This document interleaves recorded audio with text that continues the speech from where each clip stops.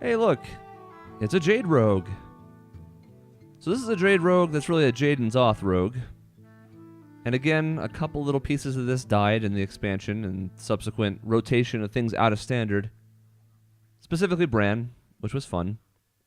But Bran didn't have quite the same value in this deck. It was still good. It still paired with the same things you would expect, like Jade Spirit, like Aya Blackpaw. But, yeah.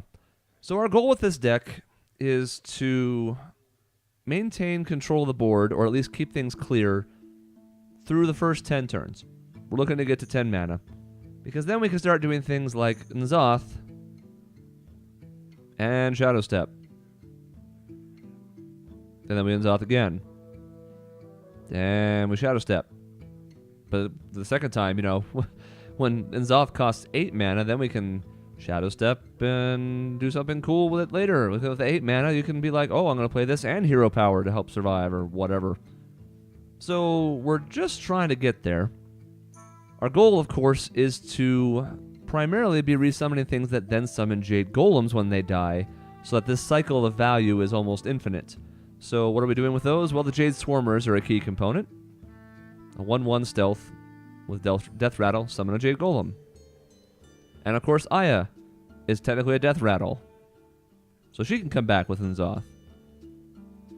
So beyond that, what are we looking for? Well, we have Journey Belows in here. Used to run 1, now I'm running 2, just to get more Death Rattles. We're looking specifically for the big stuff, the stuff that we just talked about, Jade Swarmer, Aya Blackpaw, Cairn.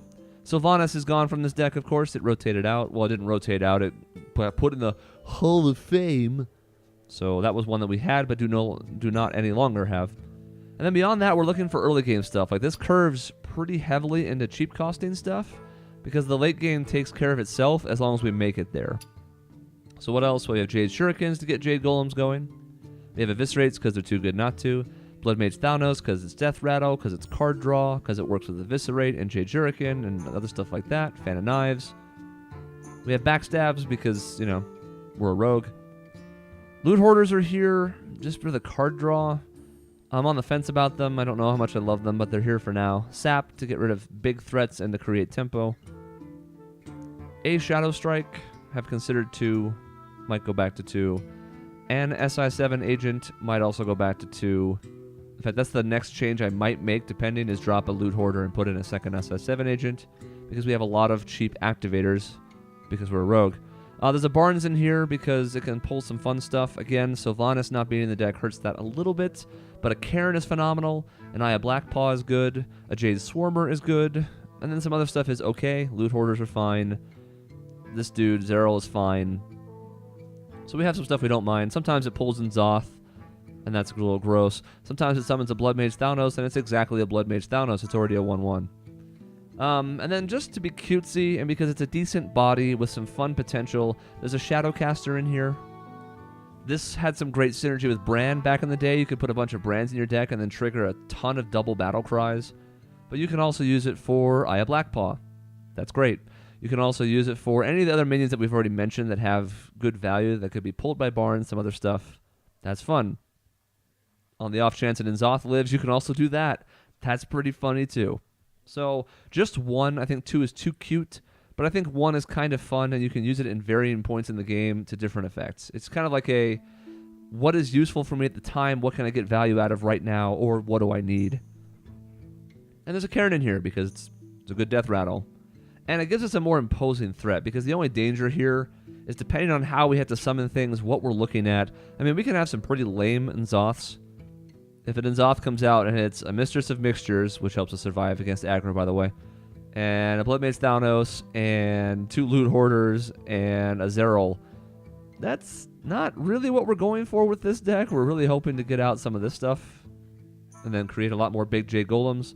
But even then, because we can Shadow Step the N'Zoth, and we can then do that 2 more times, potentially, and that's still a threat. That still swarms the board with stuff that gives us additional effects. So, it's an interesting deck. I like playing it. It's not phenomenal, and there are probably better builds of this than what I have, but it's what I like in my heart, and that's what matters the most.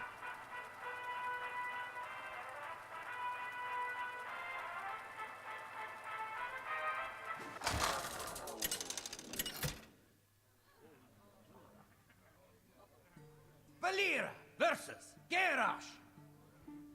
Victory or death! Watch your back. Okay. So mulliganing for this is a little weird, and once again, Aya's in the hand. And I gotta consider keeping her. I almost just like keeping this. We like Jade Swarmers in the opening hand. We'd like to get at least one of those going because then, you know, the earlier we summon these things, the more likely they are to show up from N'Zoth. The pleasure But that's also why we're keeping Aya. Alright, so once again, because it's the first day of the month, we are up against... Hey. I was just talking about you. We're up against our pal, the Taunt Warrior. I don't think this matchup goes especially great for us. I do think that's a great backstab target.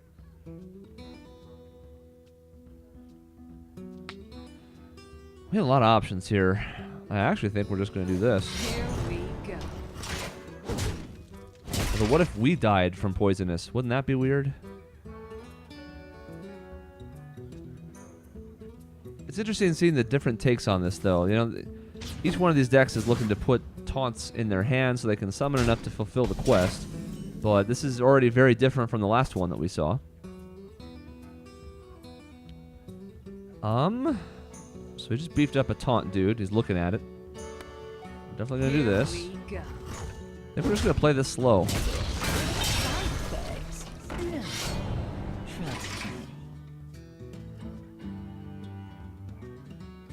It's nice to be able to keep the backstab because it'll automatically combo into Jade Shuriken for us.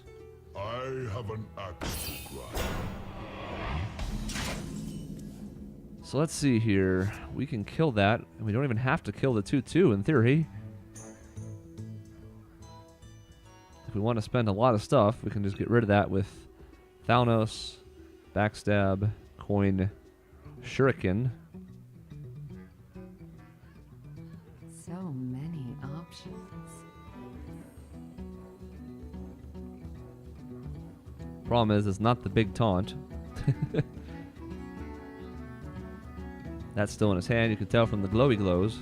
We have Eviscerate. So Yeah.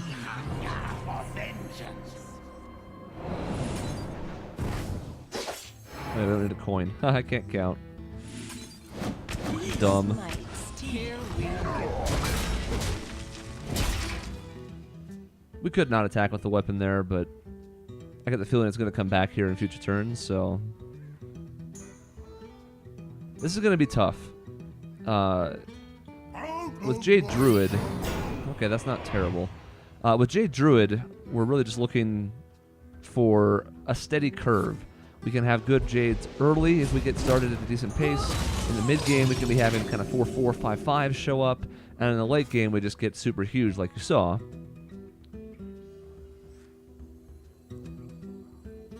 I think we're actually going to accept the damage here. Yeah. Here we go.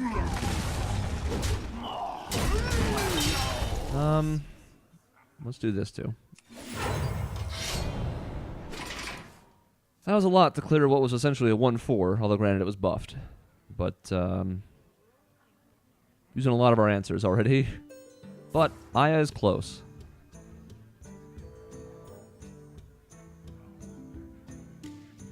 That'll help.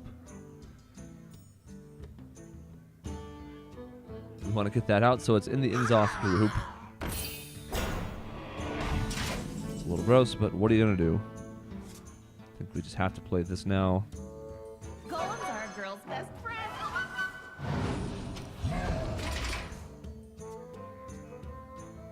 Last time we spent most of our time being scared of Brawl.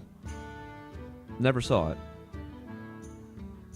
Get behind me.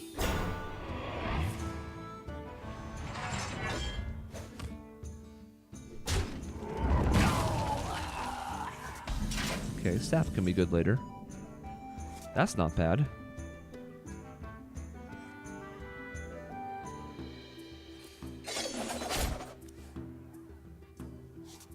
not bad either. Now how do we want to do this?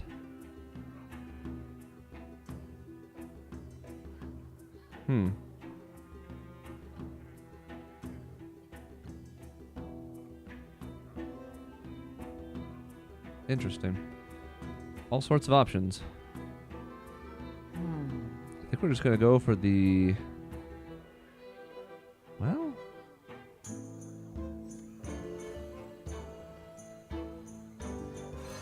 This guy's toast. Here we go. Already attacked. I know.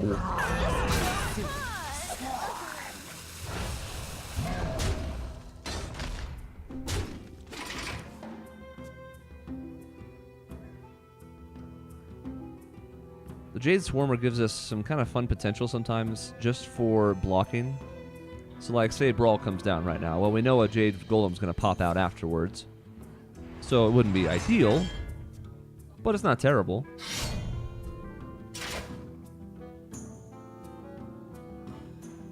But at least gives people pause as opposed to, if there's no death rattles out, you just go, yeah, clear the board, bye. Thirsty.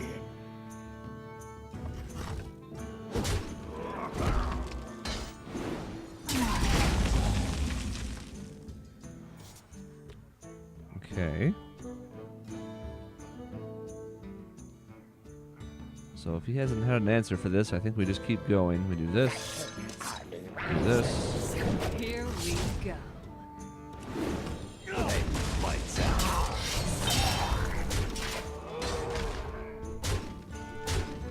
I have both Shadow Steps in hand, and we're at 8 mana. So now we're looking to draw N'Zoth, the next 2 turns, ideally.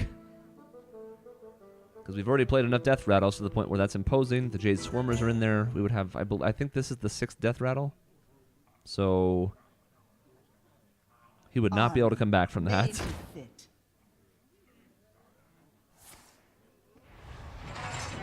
Aya's in there, 2 Jade Swarmers, Mistress of Mixtures. No Loot Hoarders. Thalnos. Okay, well, it's not bad. Geralt, Hey, you are lights not out. fit to rule. Here we go.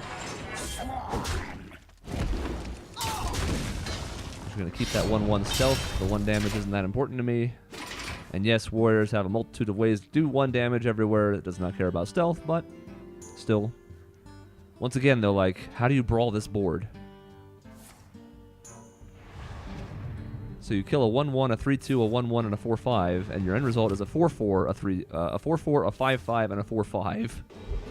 Did you just execute our SI7 agent? Oh, I think we're in phenomenal shape. Okay. Fantastic. Golems are a girl's For best honor. Here we go. Now I don't care about the stealth. Astonishing. Astonishing. Well, don't feel too bad, dude. You were already way behind after that last turn you had to do. That's just extra. Again, if I counted right, I think that second Aya is outside of N'Zoth range, but that's okay.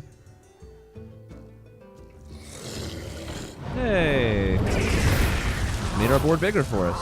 That was sweet of him.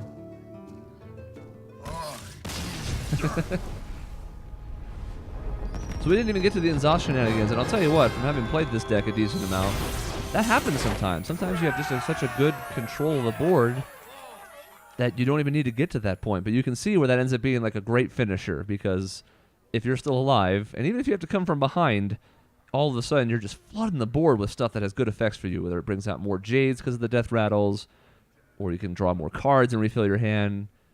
It's just super good. Just 1 game in each of these videos this week, unless they're super short, in which case we'll revise that prediction. But, yeah. We'll probably do an N'Zoth Paladin this week, and we might have to just play Quest Rogue, affectionately named Holy Shit, just to show off what it can do. It's not nearly as strong as it was when it first came out, the first couple days of the expansion. Oh boy, we did not have answers for Quest Rogue. But now it's settled into its place. It's still good, no question. It's just not unbeatable like we may have thought it was in day 1 or 2. Thank you for watching.